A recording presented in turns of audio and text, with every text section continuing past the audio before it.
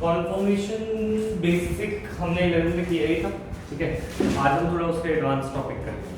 तो कॉन्फॉर्मेशंस मैं बेसिक से स्टार्ट करूंगा पर तो अगर हम बात करें एक सिंगल बॉन्ड में देयर इज फ्री रोटेशन, है ना। अगर एक सिंगल बॉन्ड होता है जो कि एल्केन में होता है तो उसके अंदर 3 बॉन्ड्स इस साइड है, 3 बॉन्ड इस साइड है, एक चौथा बॉन्ड ये है। तो ये वाली साइड दूसरी साइड से फ्रीली रोटेट कर सकती है। तो ये फ्री रोटेशन को बोलते हैं कॉन्फॉर्मर्स, इससे बनते हैं कॉन्फॉर्मर्स। और कॉन्फॉर्मर्स को दिखाने के दो तरीके थे। फॉर एग्जांपल एक सिंपल सा हमने स्ट्रक्चर देखा है इथेन का। जैसे फॉर एग्जांपल इथेन है, there is 3H on this 3H on this, ठीक है। कॉन्फॉर्मेशन की प्रॉपर्टी मतलब किसकी क्या रिक्वायरमेंट है कॉन्फॉर्मेशन की? It requires a single bond. Why? Because single bond allows free rotation. Yes, free rotation सिर्फ सिंगल बॉन्ड में, डबल और ट्रिपल में नहीं है। तो it is seen in alkanes or having only sigma bond, having only मतलब alkenes जिन या फिर ऐसे कंपाउंड जिनमें सिर्फ सिग्मा बॉन्ड होगा, ठीक है। Sigma bond allows free rotation. Pi bond आने से इसके ऊपर एक बॉन्ड और जुड़ जाता है तो वो मूव नहीं कर पाएगा, राइट। तो इसके बिल्कुल दो बेसिक से रिप्रेजेंटेशन है। पहले वो रिप्रेजेंटेशन समझाऊंगा फिर हम एडवांस टॉपिक पे जाएंगे। कॉन्फॉर्मेशन जैसे अगर मैं एक थीम को बनाना चाह रहा हूँ तो इसको प्रोजेक्शंस बनाने के दो तरीके। प्रोजेक्शंस माने टू रिप्रेजेंट देम कि ये कैसे हम इनको दिखा सकते हैं। इनको दिखाने के लिए there are two projections, one is Newman and one is sawhorse projection. Newman and sawhorse projection में एक बेसिक ओवरव्यू अगर मैं दे दूं तो बस ये सॉहर्स में हम जो ये बॉन्ड के आसपास हम कॉन्फॉर्मेशन बना रहे हैं उसको हम थोड़ा सा ये सब नोट करना है तो, और न्यू नोटबुक में अगर इसकी अलग नोटबुक होनी चाहिए, ठीक है। अच्छा, अगर हम बात करें इसमें हम यहाँ पर 3 बॉन्ड, यहाँ पे 3 बॉन्ड्स, तो H H H और H H। तो इसके इसमें इसकी ओरिएंटेशन इससे बिल्कुल मैच कर रही है। तो द थिंग इज अगर तुम इसको साइड से देखोगे तो बॉन्ड के आसपास ये ऐसे दिखेंगे। इस ओरिएंटेशन को बोलते हैं एक्लिप्स। इसको क्या बोलते हैं? पर जब ये सबसे दूर जाते हैं ये होती है स्टैगर। दो फॉर्म है, ये एक्लिप्स बनाने का तरीका है। सो और स्टैगर बनाने का जो हमारा तरीका है वो है ये सपोज हमने इनको तो ऐसे रखा, तो this is way of representing sawhorse projection. sawhorse में ये फॉर्म कहलाता है एक्लिप्स और ये कहलाता है स्टैगर।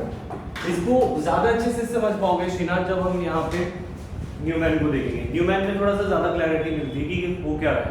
तो हम इस कार्बन को देख रहे हैं, किस कार्बन। अब ये बॉन्ड ऐसे देखने की बजाय अब हम ऐसे देखेंगे। कैसे देखेंगे? तो ये पीछे वाला कार्बन हो गया, ये आगे वाला कार्बन हो गया, ठीक है। तो पीछे वाले कार्बन को हम बोलो क्या कहते हैं? सर ये वाला न्यूमैन में नहीं था क्या? नहीं, सॉहर्स। अच्छा, तो हमारे पास न्यूमैन में पीछे वाले कार्बन को एक सर्कल की तरह रिप्रेजेंट करते हैं और उस पे लगे 3 बॉन्ड्स को H कुछ इस तरीके से दिखाते हैं, ठीक है। आगे लगे कार्बन को हम एक डॉट से रिप्रेजेंट करते हैं और डॉट से रिप्रेजेंट करने के बाद हम उसके ऊपर अगर स्टैगर्ड बना के दिखाना चाहूँ तो स्टैगर्ड कुछ इस तरीके से दिखेगा।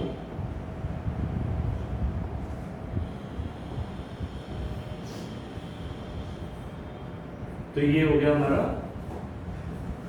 स्टैगर्ड। अच्छा, अब ये स्टैगर्ड अगर ये रोटेशन पॉसिबल है, राइट, ये जो रोटेशन है ये बॉन्ड पूरा रोटेट कर सकता है और जब ये रोटेट करेगा तो ये किस फॉर्म कॉन्फॉर्मेशन में आ जाएगा? एक्लिप्स। तो ये आपस में क्या कर सकता है? आगे वाला बॉन्ड दूसरे वाले के कंपैरिजन में क्या कर सकता है? रोटेट। तो रोटेट करने से it can come into this conformation also.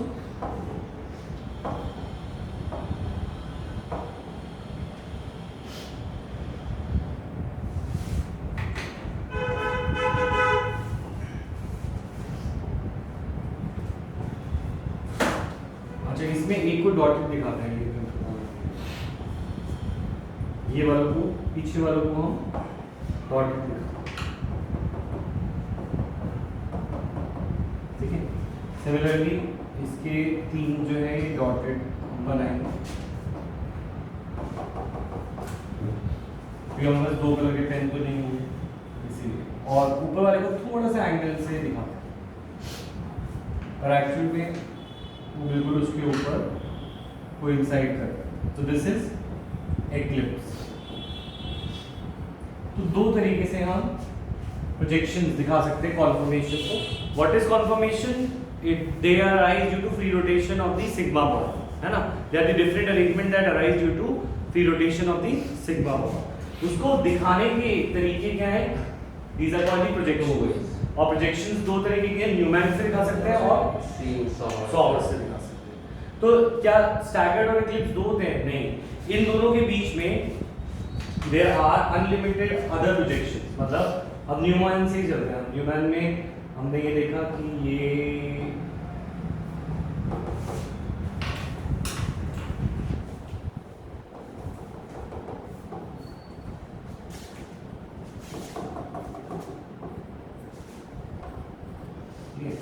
और जो सेंटर में हमारे पास है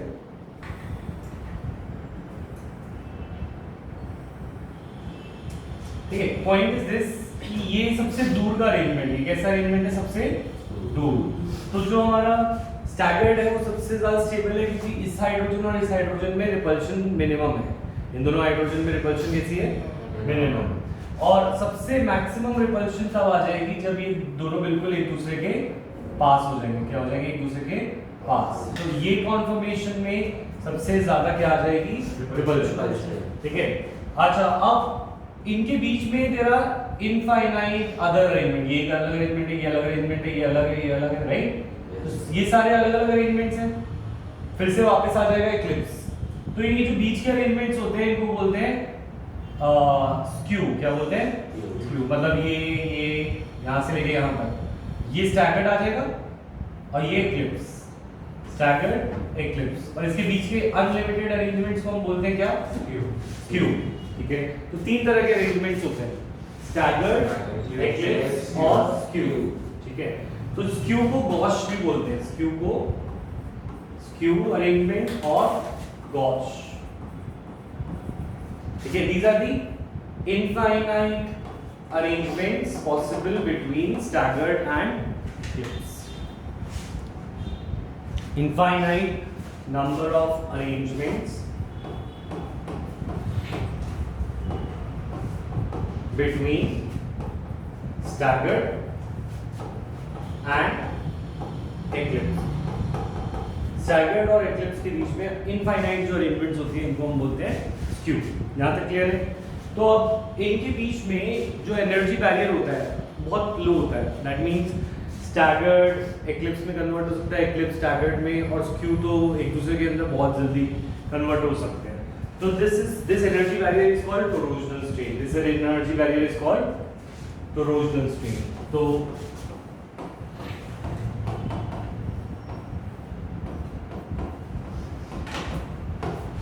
लिखो energy barrier between different conformers. Energy barrier between different conformers is called torsional strain और torsional barrier. Energy barrier between 2 conformers is called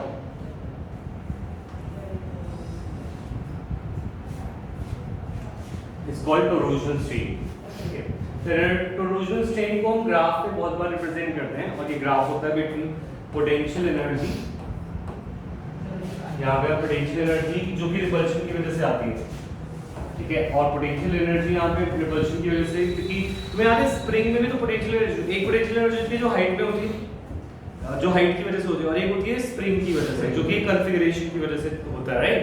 तो इसमें वही कॉन्फ़िगरेशन की वजह से एक एनर्जी आएगी, दैट इज पोटेंशियल एनर्जी। जब स्प्रिंग कंप्रेस होता है तो उसमें पोटेंशियल एनर्जी सबसे मैक्सिमम होती है ना? अगर वो बिल्कुल छोड़ दे तो उसमें पोटेंशियल एनर्जी मिनिमम हो जाती है ना? सिमिलरली अगर हम यहाँ पे इनको जज करने लगे तो इनका बैरियर कैसा दिखेगा? यहाँ पे हमें पता है, अभी हमने देखा था कि ये था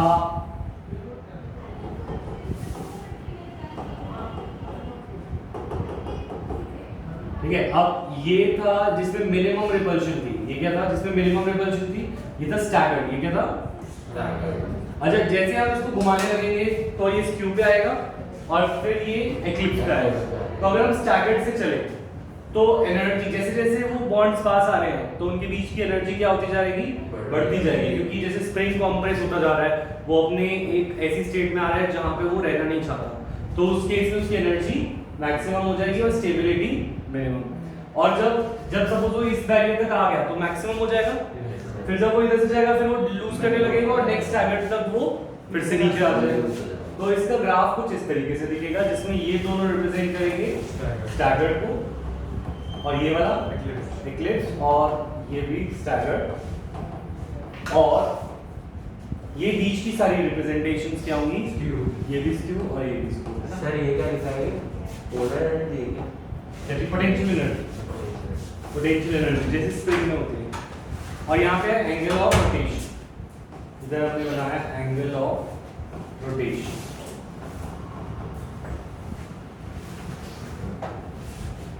ठीक है, अगर हम स्टार्ट कर रहे हैं 60 डिग्री से, किससे 60 डिग्री से स्टार्ट कर रहे हैं, तो 60 के बाद ये आता है 120 डिग्री में और फिर वापस स्टैगर्ड आता है 180 डिग्री में। माने 60 डिग्री का एंगल जैसे ही पूरा होगा तो एक्लिप्स 60 से 120 और 120 से फिर वो 180, तो इनके बीच का एंगल जो है 60 डिग्री का। अच्छा, अब torsional strain between eclipse and staggered, यहाँ पे क्या दिखेगा, कितना कौन सा रिप्रेजेंटेशन होगा,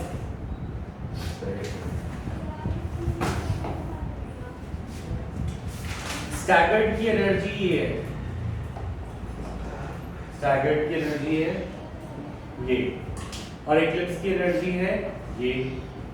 तो टोरोजनल स्ट्रेन दो डिफरेंट एक्सट्रीम एंड्स में आता है, तो इन दोनों के बीच का जो गैप है this is torsional strain and it is 12.5 kilojoule per mole in ethane. तो ये टोरोजनल स्ट्रेन की डेफिनेशन में हमने लिखा था, it is the energy barrier between two conformers, two extreme conformers लिख दो इसमें, टू एक्सट्रीम कॉन्फॉर्मर, एक्सट्रीम माने स्टैगर्ड और एक्लिप्स के बीच, है ना। तो और ये टोरोजनल स्ट्रेन मैक्सिमम भी होगा और किसी के कंपैरिजन में।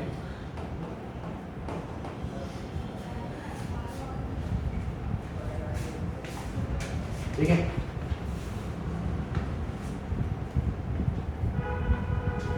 अच्छा हाँ, तो ये 12.5 किलो जूल पर मोल बहुत रूम टेम्परेचर पे मिल जाती है एनर्जी, तो ये बड़े आसानी से जो एक्लिप्स है वो स्टैगर्ड में चला जाता है, स्टैगर्ड एक्लिप्स में चला जाता है और हम इनको वो भी नहीं कर सकते, निकाल भी नहीं सकते। मैं बोलूँ ये स्टैगर्ड वाला है इस बीकर में और ये वाला एक्लिप्स है इथेन, ऐसा कभी हुआ नहीं है आज तक, कोई साइंटिस्ट इसे निकाल नहीं पाया। क्यों? क्योंकि ये इतना छोटा सा एनर्जी के बैरियर है कि ये एक से दूसरे में कन्वर्ट होते रहते हैं। क्लियर ये पॉइंट? तो staggered will become eclipse, eclipse will become staggered. तो it has not been obtained but machine से इसको टेस्ट किया गया है कि ये एग्जिस्ट करता है। मतलब मशीन्स होती हैं जो स्पेक्ट्रोस्कोपी की, उससे हम ये एनर्जी बैरियर को भी हमने डिटरमाइन किया। ठीक है, समझ आया यहाँ तक? आगे बढ़ सकते हैं। अब आते हैं, तुम कॉन्फॉर्मेशन प्रोपेन में बना के दिखाओ। अभी हमने किसमें बनाया? इथेन में। अब प्रोपेन में बना के दिखाओ, कॉन्फॉर्मेशन ऑफ प्रोपेन।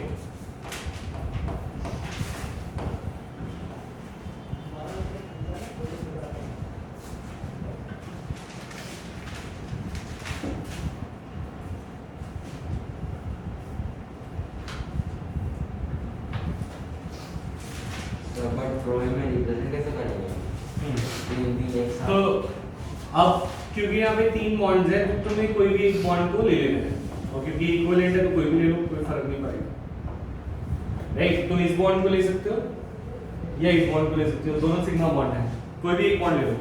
और अगर मैं इसको समझूं तो कहना है कंसीडर इट एज, यहाँ पे हम समझना पड़ेगा इसको मिथाइल इथेन। क्या समझना पड़ेगा? Methyl derivative of ethane. तो हम इथेन ही बना रहे हैं, हम क्या बना रहे हैं? इथेन। पर और इथेन की कॉन्फॉर्मेशन से थे वैसे ही बना रहे हैं। तो इथेन की कॉन्फॉर्मेशन में एक जगह पे मिथाइल रिप्रेजेंट हो जाएगा, बाकी जगह पे एक चीज रहेगी। बट सर एच तो सिर्फ 2 ही है दूसरे वाले में। हाँ इसके दो एक मिथाइल आ गया, तो ये क्या हो गया स्टैगर्ड या एक्लिप्स स्टैगर्ड। और इसका जल्दी से एक्लिप्स बना दो, स्टैगर्ड के साथ एक्लिप्स बना दो चलो।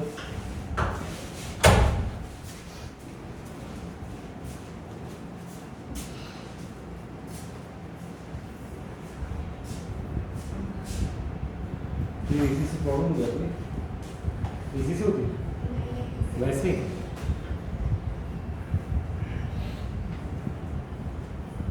कॉन्फर्मेशन ऑफ प्रोपेन, एक्लिप्स बन गया इसका।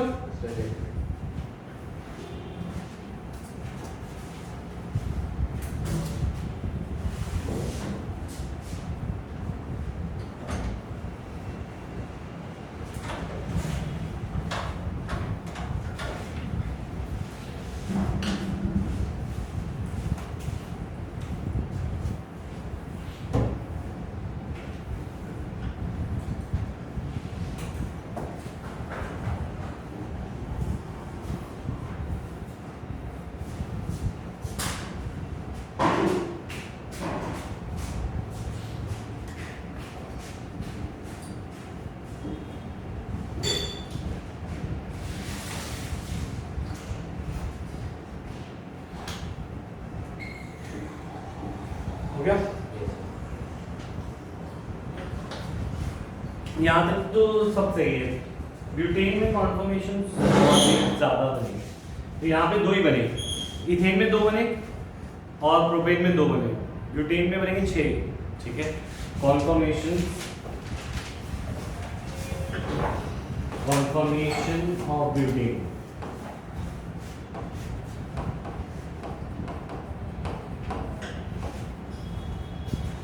हम पूरी रोटेशन देख रहे हैं क्योंकि अब ब्यूटेन को हम क्या समझ सकते हैं,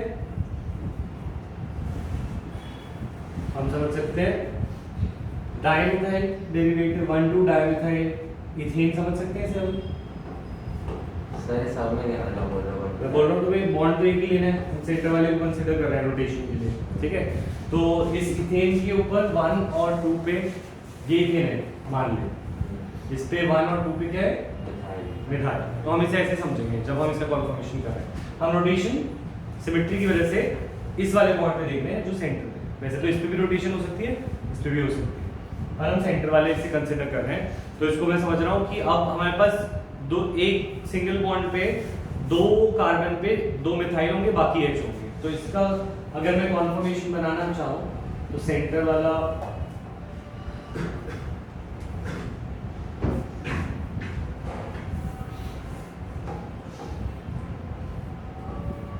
तो अगर मैं यहाँ पे जाऊँ CH3 और सॉरी H इस कार्बन पे बाकी H होंगे, और एक पीछे वाले पे CH3 होगा बाकी H होंगे, राइट। इस पे CH3 और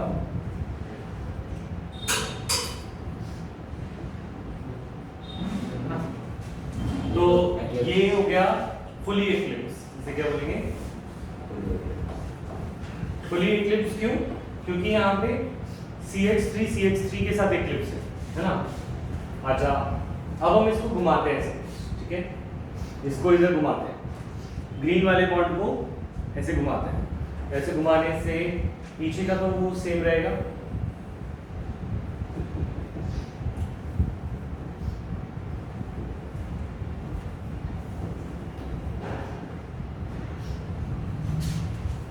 और जब ये घूमेगा तो हमारा आएगा यहाँ पे CH3 आ गया, यहाँ पे है। ये जो 2 मिथाइल के बीच का एंगल होता है इसे बोलते हैं डायहेड्रल एंगल। क्या बोलते हैं? Dihedral angle. इसे हम प्रेजेंट कर रहे हैं डायहेड्रल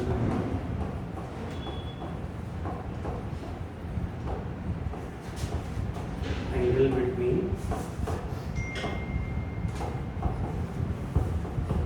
2 मिथाइल। तो पहले वाले में डायहेड्रल एंगल 0 था, है ना। अब हमारा डायहेड्रल एंगल कितना हो गया? 60 डिग्री। ये स्टैगर्ड में आ गया, ये क्या आ गया? स्टैगर्ड में।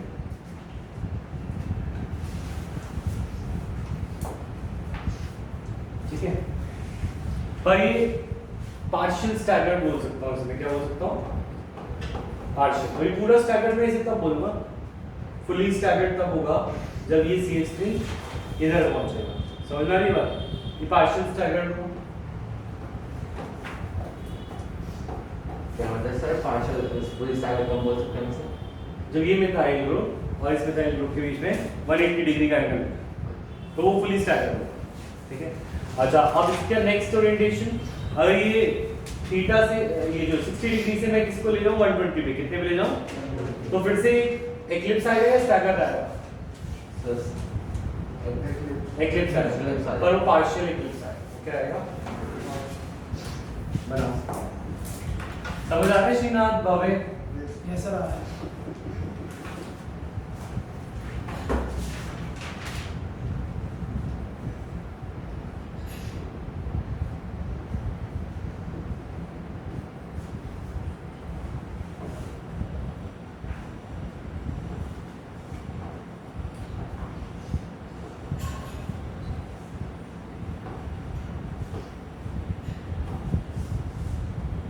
और ये जो एंगल हो चुका है that has become 120. This is partial. अच्छा, अगर हम पार्शियल इक्लिप्स से चले फिर 60 डिग्री और बढ़ाएं तो फुली स्टैगर्ड आ जाएगा। बनाओ fully staggered.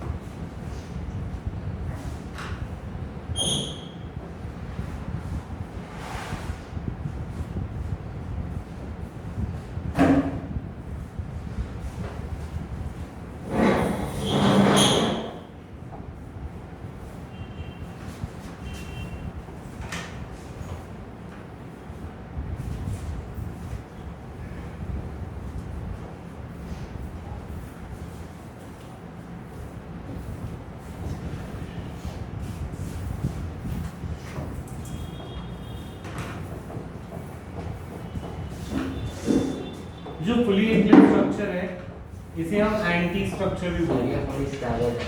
Sorry, fully staggered structure है, इसको हम एंटी स्ट्रक्चर भी बोलते हैं।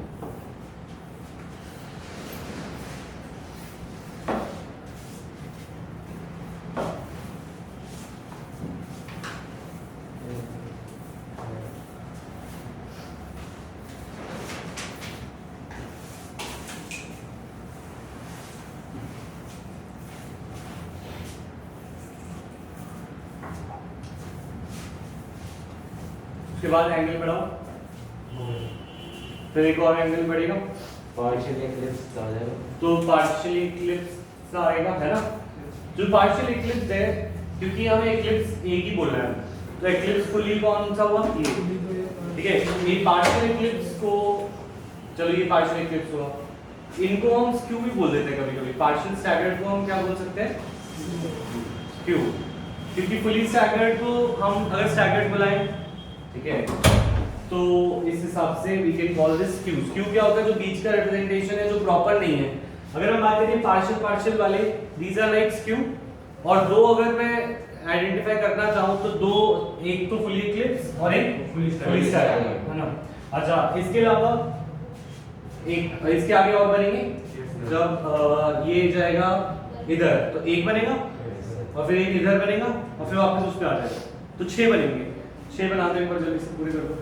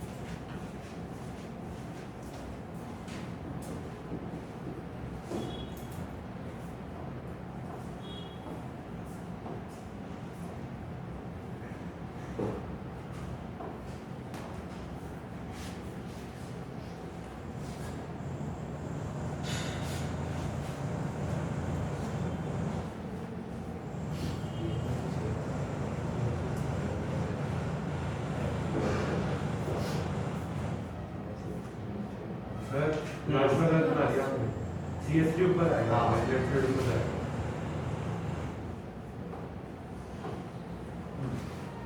ये तो अच्छा एक फुली इक्लिप्स पार्शियल स्टैगर्ड को हम बोल सकते हैं स्क्यू, क्या बोल सकता हूँ, ब्रैकेट में लिख सकते हो तुम अपने रिप्रेजेंटेशन के लिए, पर इसका कोई सिग्निफिकेंस नहीं है इस वाली फिगर का। हम अगर दो कॉन्फॉर्मेशंस को देखना चाह रहे हैं, फुली इक्लिप्स और फुली स्टैगर्ड दो है, जो बिल्कुल इक्लिप्स है और जो बिल्कुल रिवर्स है। अब ये स्क्यू, ये पार्शियल इक्लिप्स, फिर ये पार्शियल इक्लिप्स और ये स्क्यू, मतलब पार्शियल स्टैगर्ड की जगह पार्शियल स्टैगर्ड को हमने किस में डाल दिया, स्क्यू में, ठीक है। पार्शियल इक्लिप्स रखा है, एक फुली इक्लिप्स रखा है, और पार्शियल स्टैगर्ड को हमने स्क्यू बोला है। अब इसके अंदर एनर्जी की बात करते हैं, तो तुम्हें क्या लगता है विच is most stable, fully staggered, anti is most stable, ठीक है, क्योंकि इसमें मिथाइल और मिथाइल के बीच में रिपल्शन सबसे कम होगा है, और least stable would be fully Eclipse, fully Eclipse will be least stable, ठीक है। तो इनके बीच में भी पोटेंशियल एनर्जी का ग्राफ बनाते हैं, इसको आगे बढ़े। अच्छा नेक्स्ट तो हम कर रहे हैं पोटेंशियल एनर्जी का, सर 6 में 6 स्टेप कोई भी ग्राफ में मतलब इधर करना पड़ेगा।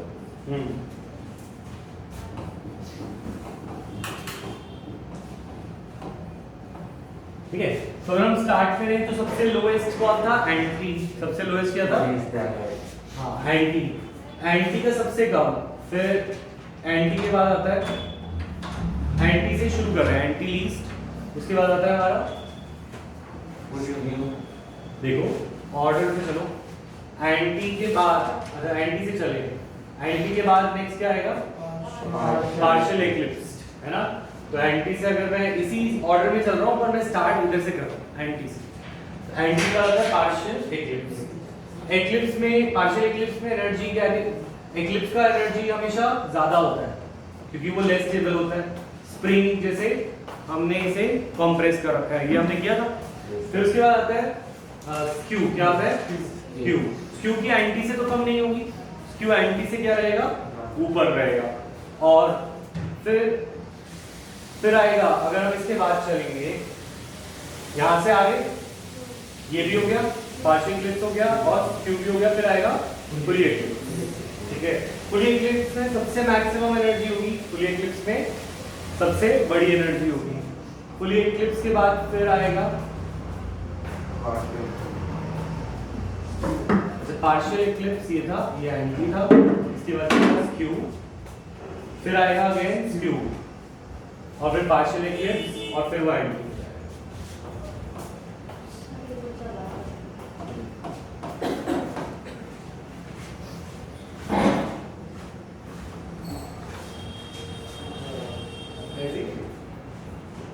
वो काफी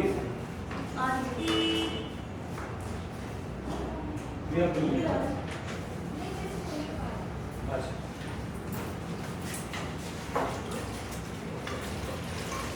ये डॉक्टर बोल रहा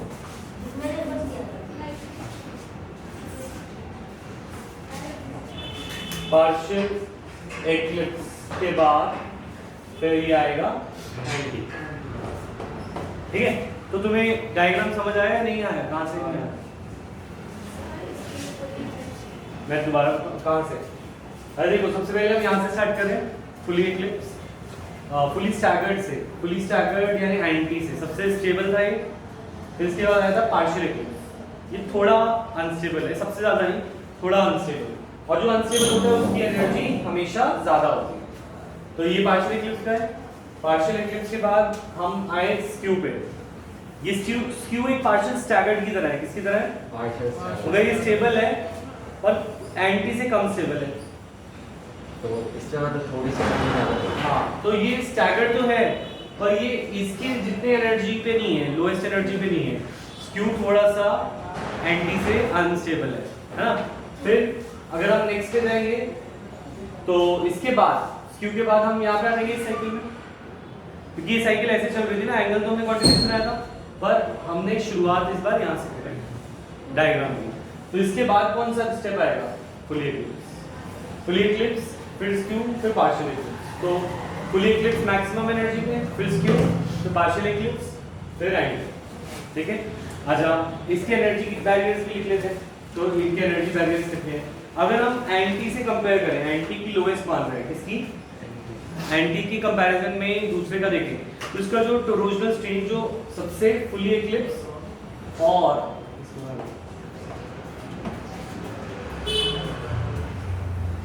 फुली इक्लिप्स और एंटी के बीच का जो एनर्जी बैरियर है that is 18.4 kilo joule per mole.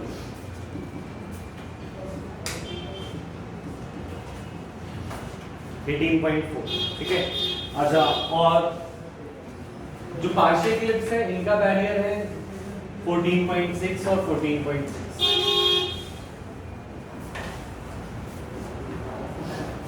Kilo joule पर। स्क्यू का बहुत कम है एंटी की कंपैरिजन में 3.8।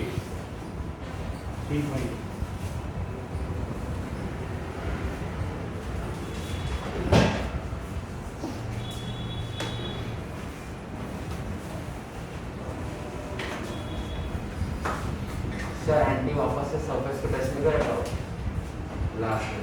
ये बराबर होगा एंटी दोनों से टच करेगा।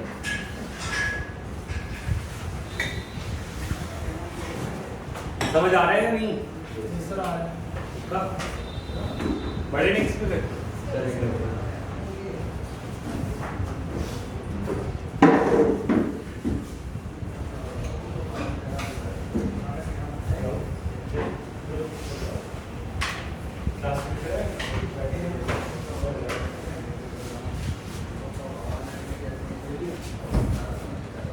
अच्छा अब बात आ रही है कॉन्फॉर्मर्स में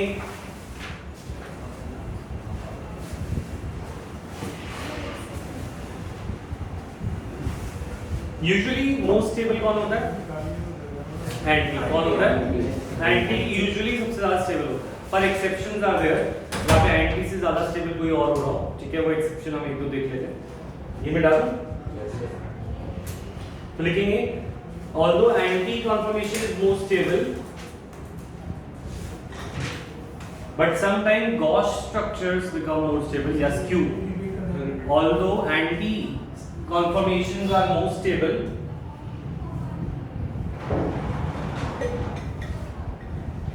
but sometimes gauge structures यानी कि skew की बात कर रहे हैं, gauge structures are more stabilizing because of intramolecular hydrogen bond, because of intramolecular hydrogen bond।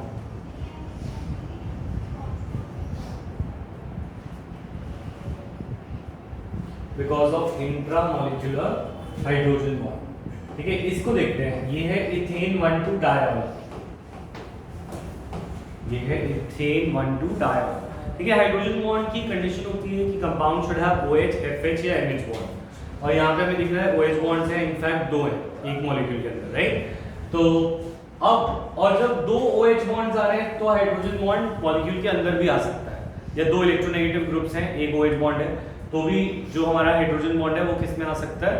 Group के इसी के मॉलिक्यूल के अंदर भी हाइड्रोजन बॉन्ड बन सकता है। ऐसा बॉन्ड कहलाएगा इंट्रामॉलिक्यूलर। जब कोई दो मॉलिक्यूल्स के बीच में बनता है तो होता है इंटरमॉलिक्यूलर, जैसे वाटर में बनता था, याद आ रहा है? वाटर में जो हाइड्रोजन बॉन्ड बनता है दैट इज इंटरमॉलिक्यूलर। कैसा है? इंटरमॉलिक्यूलर। और अगर हम बात करें इनके बीच में अगर हाइड्रोजन बॉन्ड बनने लग जाए, इसके O और इसके H, तो ये एक ही मॉलिक्यूल में बन रहा है, दिस इज इंट्रामॉलिक्यूलर, है ना? अब ये इंट्रामॉलिक्यूलर हाइड्रोजन बॉन्ड की अगर हम बात करें एनर्जी वाइज, अगर मैं इसका कॉन्फॉर्मेशन बनाऊंगा तो कॉन्फॉर्मेशन बनाते वक्त सर थोड़ा क्लियर है। इंटर और इंट्रा, यस अगर ये कितने मॉलिक्यूल दिख रहे हैं वाटर के? दो मॉलिक्यूल, और हाइड्रोजन बॉन्ड ये होता है ना? OH FH बॉन्ड तो एलिजिबिलिटी होते हैं, हाइड्रोजन बॉन्ड एक्चुअली इनके बीच में आते हैं। यस ये दो मॉलिक्यूल के बीच का, तो ये इंटरमॉलिक्यूलर है। ये कैसा है? इंटरमॉलिक्यूलर। और अगर मैं बोलूं इसका H और इसके O के बीच में हाइड्रोजन बॉन्ड बन जाए तो ऐसा क्या होगा? इंटर या intra, with in a molecule या टू मॉलिक्यूल? एक ही मॉलिक्यूल है तो ये इंट्रामॉलिक्यूलर होगा, है ना? तो हम इसका कॉन्फॉर्मेशन आ रहा है, वाटर को भूल जाते हैं, तो हम इसकी कॉन्फॉर्मेशन अगर मैं बनाऊं तो यहाँ पे हमारे पास है सपोज H OH, तो इसका एंटी बनाते हैं या इसका फुली एक्लिप्स्ड। तो फुली एक्लिप्स्ड इसका कैसे बनेगा? पुलिस टैगेट और फुली स्टैगर्ड, फुली स्टैगर्ड ऐसे बनेगा, राइट? ठीक है, it should have been most stable but this becomes less stable. इसमें ज्यादा स्टेबल हो जाता है जिसमें हाइड्रोजन बॉन्ड आसानी से बनता है।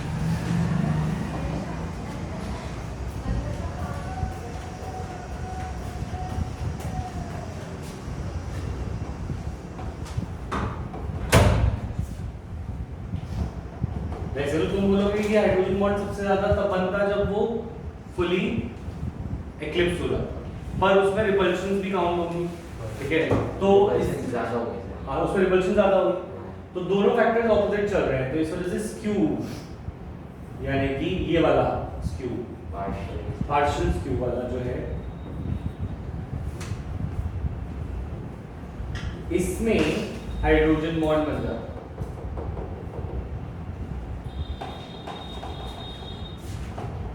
और हाइड्रोजन बॉन्ड की स्टेबिलिटी की वजह से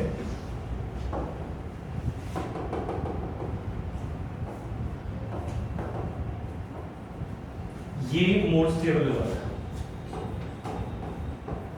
तो यहाँ पे Q ज्यादा स्टेबल हो रहा है देन एंटी, है ना?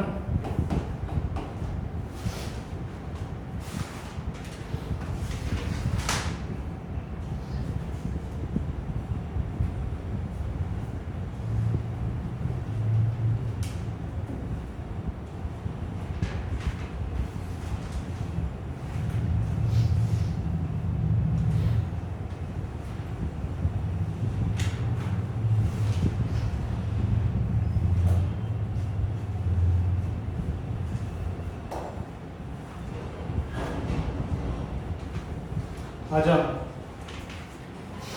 एक इसी में पॉइंट रहेगा, इसके अंदर हमने अरेंजमेंट नहीं करी स्टेबिलिटी की। तो अरेंजमेंट की स्टेबिलिटी में अगर मैं बोलूँ इंक्रीजिंग ऑर्डर ऑफ स्टेबिलिटी, इसके अंदर क्या होगा ये भी लिख देते हैं।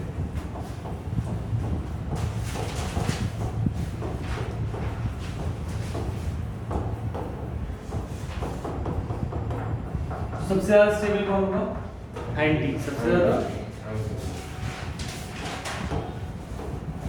एंटी के बाद कौन होगा?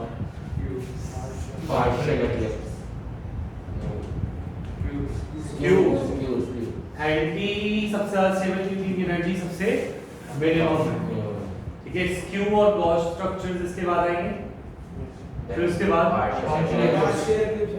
फिर आएंगे पार्शियल एक्लिप्स।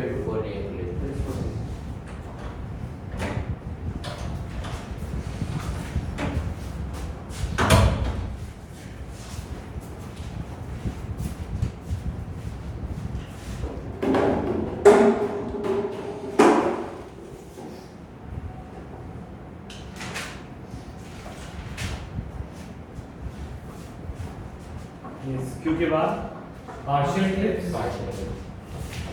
ग्राफ से पता चल रहा है, और सबसे अनस्टेबल होगा फुली।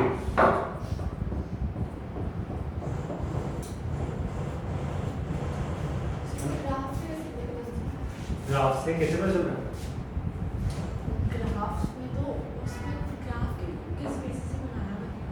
ग्राफ जो एनर्जी के बेसिस पे, एनर्जी बेसिस पे है, तो पहले एंटी वाला पार्शियल आ रहा है ना, वो स्टेबिलिटी का नहीं है। स्टेबिलिटी का ग्राफ एनर्जी से इन्वर्स होता है ना, तो सबसे कम जिसके एनर्जी दिख रही है सबसे ज़्यादा स्टेबल है। तो एनर्जी मिनिमम किसकी दिख रही है? एंटी की। एंटी की एनर्जी मिनिमम, उसके बाद एनर्जी किसकी ज़्यादा है? स्क्यू की। किसकी? स्क्यू की। तो एनर्जी सबसे ज़्यादा स्टेबल, सबसे कम वाला, फिर स्क्यू, फिर पार्शियल, और सबसे ऊपर फुल एक्लिप्स।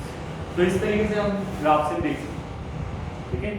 तो ग्राफ में जिसकी एनर्जी सबसे कम होगी that will be most stable, और जैसे जैसे एनर्जी को बढ़ती जाएगी तो मोस्ट स्टेबल होता जाएगा और एल स्टेबल होता जाएगा, ठीक है? अच्छा, अब हम आ रहे थे एक है मोल फ्रैक्शन, एक फॉर्मूला है मोल fraction of anti and gosh. तो ज्यादा स्टेबल कौन से, एंटी और गॉश, एंटी एंड स्क्यू, है ना। तो एंटी और गॉश की मोल फ्रैक्शन ऑलमोस्ट 1 रहती है, क्या रहती है, यानी कि मतलब 9.99999% यही दोनों होते हैं, और जो एंड बाकी के वो बहुत ही कम होते हैं इनके कंपैरिजन में। तो अगर हम एक मिक्सचर ले रहे हैं, जैसे सपोज एक कंपाउंड लिया, तो उसके अंदर एंटी, गॉश और एटसेट्रा बात करें तो ज्यादातर अमाउंट किसने ले रखा है, एंटी ने और गॉश। तो यानी 100% ऑलमोस्ट यही है। क्लियर है पॉइंट। पर इनका मोल फ्रैक्शन निकालने का एक फॉर्मूला भी है, and their mole fraction can be calculated if we know the dipole moment. तो लिखो their mole fractions can be calculated, their mole fractions can be calculated if we know the dipole moment of anti and gauge conformation। ठीक है, तो जो dipole moment है उसको यहाँ पे हमने रिप्रेजेंट किया है म्यू से। Dipole moment of the compound is equal to mole fractions of anti in dipole moment of anti into mole fraction of anti plus dipole moment of gauge into mole fraction of gauge। Simple सा formula है, ऐसा कुछ भी नहीं है। Dipole moment of gauche and anti बनाना आपके पास। गॉश का डायपोल मोमेंट तुम्हें पता हो, एंटी का पता हो, तो तुम हम कह रहे हैं, और कंपाउंड का ओवरऑल तो हम वैसे ही निकाल लेते हैं, तो हम क्या कर सकते हैं, मोल फ्रैक्शंस निकाल सकते हैं। ये एक रिलेशन है between dipole moments and mole fractions of anti and gosh. और कोई स्ट्रक्चर भी अगर इसमें होते हैं, जैसे सपोज किसी का बाय एक्सेप्शन सपोज किसी का एक्लिप्स स्टेबल हो जाता, तो वो भी ऐसे ही फॉर्मूले में आ जाता, mu of eclipse into mole fraction of eclipse, है ना, ऐड हो जाता। समझ में आ रही है बात। अब एक क्वेश्चन करते हैं इस फॉर्मूले से। डायपोल मोमेंट ऑफ कंपाउंड ये डायपोल मोमेंट ऑफ कंपाउंड है, dipole moment of anti, dipole moment of gauche. देखो question, for 1,2-dichloroethane, for 1,2-dichloroethane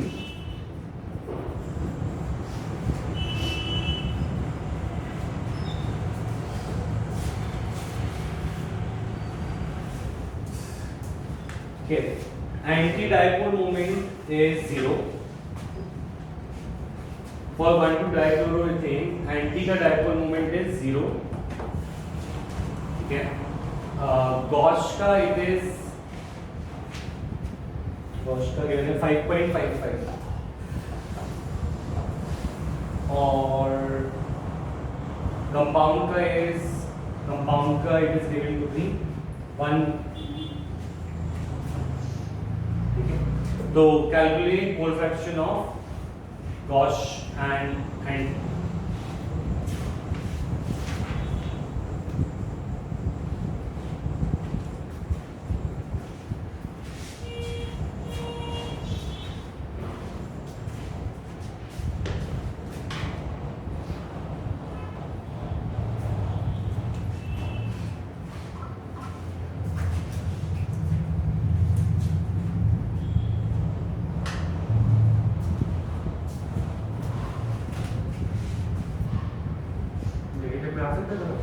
क्या मोल फ्रैक्शन तो नहीं है।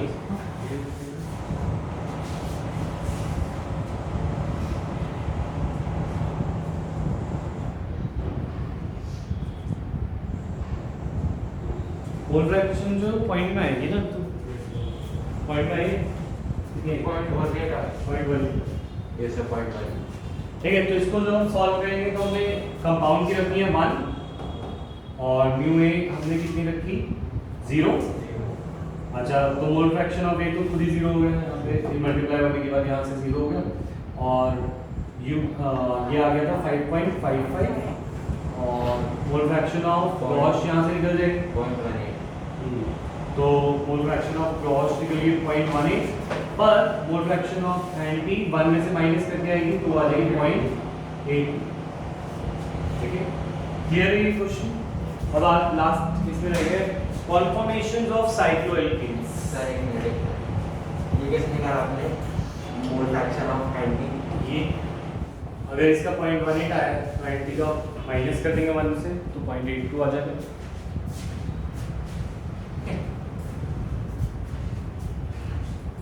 बड़े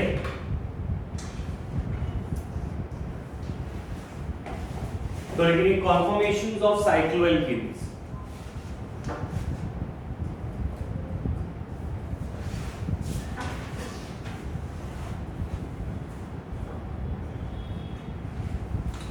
conformations of cycloalkanes.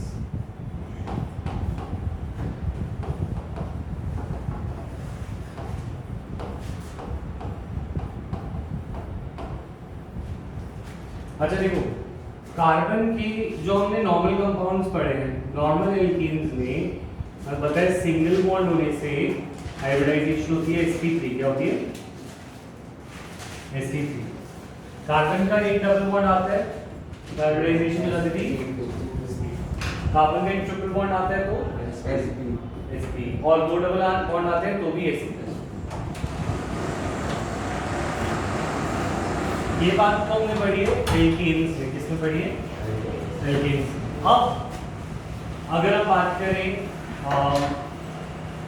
साइक्लोएल्केन्स की, तो साइक्लोएल्केन्स में अगर हम बात करें तो साइक्लोप्रोपेन, साइक्लो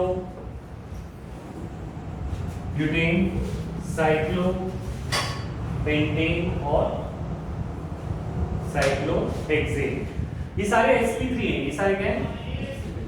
सारे कार्बन sp3, कोई डबल बॉन्ड तो है नहीं।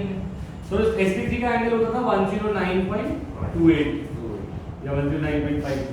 ठीक, तो sp2 का होता है 120 डिग्री और 180 डिग्री होता है sp। ठीक है ना, तो इस हिसाब से sp3 का बॉन्ड एंगल इनमें होना चाहिए 109.28, है ना। पर पॉइंट इज दिस कि अब ऐसा अगर 109.28 का इसका एंगल हो जाए इंटरनल तो ये फिगर ही नहीं बनेगी। अगर सारी फिगर ही नहीं बनेगी, क्योंकि ट्रायंगल का इंटरनल एंगल कितना होता है? 60, है ना। तो दैट मींस अगर ये 60 में बैठा है और 109.28 में इसे बैठना चाहिए था तो इसके अंदर एक स्ट्रेन होगा। क्या होगा? स्ट्रेन, क्योंकि ये जाना चाहता है 109.28 में, पर ये है किसमें? 60 में। अरे 60 क्या दिए किसमें आ जाएगा? 90 डिग्री में। ठीक है, पेंटागन का एंगल क्या होता है? 108। क्या होता है? 108। और हेक्सागन का इंटरनल एंगल क्या होता है? 120 डिग्री। क्या होता है? तो इंटरनल एंगल्स की बात हो रही है। इंटरनल एंगल का मैथ्स से फार्मूला भी होता है, वो मुझे याद नहीं, पर तुम्हें याद होना चाहिए। पर एनीवेज, तो हम बात करें सबसे ज्यादा अपने sp3 की एंगल से कौन आ रहा है? साइक्लोप्रोपेन, साइक्लोब्यूटेन, साइक्लोपेंटेन या साइक्लोहेक्सेन? साइक्लोपेंटेन आ रहा है। 109.28 के आसपास कौन आ रहा है सबसे ज्यादा? 108। तो which is most stable? Cyclopentane. इनमें से सबसे ज्यादा स्टेबल कौन है? Due to angular strain. पर बेंजीन में बात करें ना, जब बेंजीन आता है तो बेंजीन sp2 में होता है। क्या होता है? है ना। sp2 का एंगल कितना होता है? बेंजीन का क्या होगा? 120। तो एरोमेटिक में बेंजीन मोस्ट स्टेबल होता है। जब उसमें अल्टरनेट डबल बॉन्ड्स आ जाए तो benzene is the most stable. पर साइक्लोएल्केन्स में साइक्लोहेक्सेन स्टेबल नहीं होता। कौन ज्यादा स्टेबल होता है? साइक्लोपेंटेन। समझ में आ रही बात? ये जो थ्योरी है, हाँ बोलो, दोबारा समझा। अगर तुम बेंजीन की बात सोचो, बेंजीन का हाइब्रिडाइजेशन क्या है कार्बन का? sp2 का एंगल क्या होना चाहिए? और हेक्सागन का एंगल क्या होता है? तो बिल्कुल परफेक्ट है। इसलिए बेंजीन की कंपाउंड्स इतने सारे देखने को मिलते हैं, क्योंकि बेंजीन का sp2 एंगल है। कैसा एंगल? sp2 120 डिग्री और साइक्लोबेंजीन और हेक्सागन का भी 120 डिग्री। तो benzene has no strain. Benzene के अंदर कोई स्ट्रेन है ही नहीं। समझ में आ रही है बात? तो पर इनमें से साइक्लोपेंटेन में होगा, पर थोड़ा सा होगा। तो मोस्ट स्टेबल क्या है? साइक्लोपेंटेन। ये जो थ्योरी है this is based upon a theory known as Beer-Strain theory. लिखो Beer-Strain theory.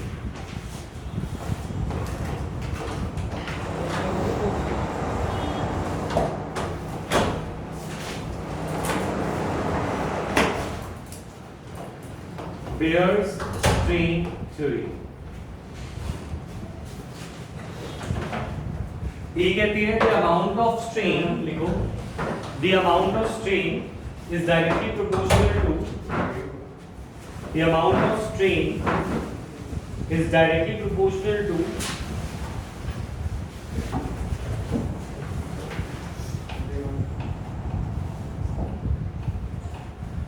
the amount of strain is directly proportional to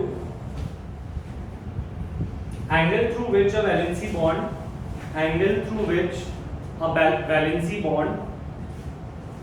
has deviated from its normal position.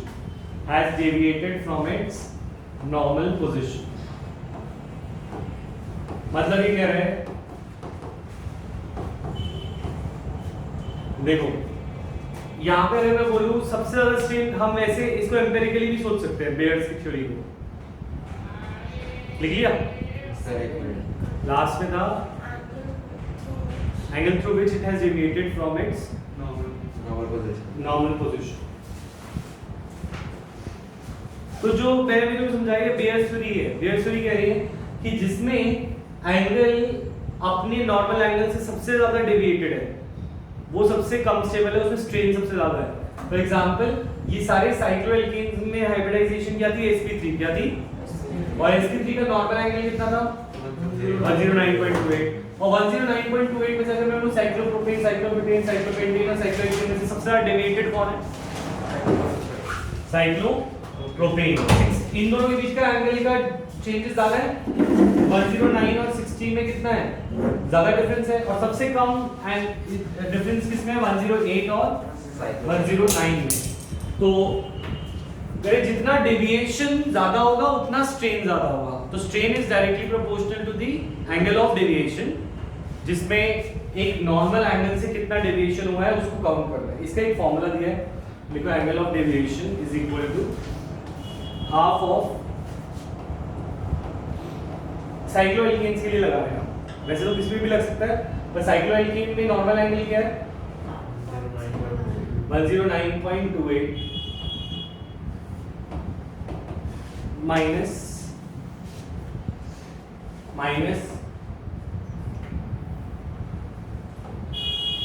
Minus इसका जो valency angle है,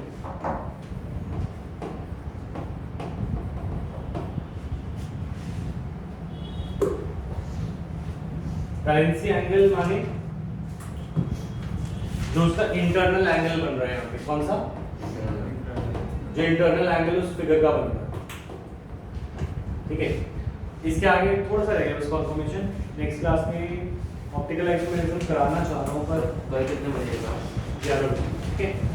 तो confirmation almost खत्म है, ये थोड़ा सा टॉपिक रह गया, उसके कंफर्मेशन कंप्लीट हो जाएगा नेक्स्ट क्लास में, और कल मिलते हैं 11 बजे तुमसे।